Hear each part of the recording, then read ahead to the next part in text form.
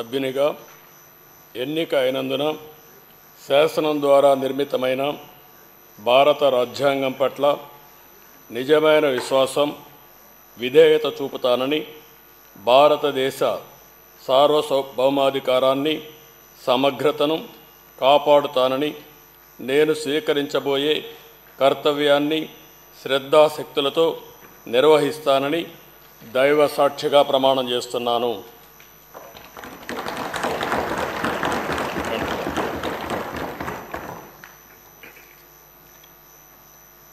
ఆంధ్రప్రదేశ్ శాసనసభ సభ్యుడైన నారా చంద్రబాబు నాయుడు అనే నేను సభ నియమాలకు కట్టుబడి ఉంటానని, వాటిని అనుసరిస్తానని, సభా మర్యాదలను పాటిస్తానని, సాంప్రదాయాలను గౌరవిస్తానని దైవ సాక్షిగా ప్రమాణం చేస్తున్నాను.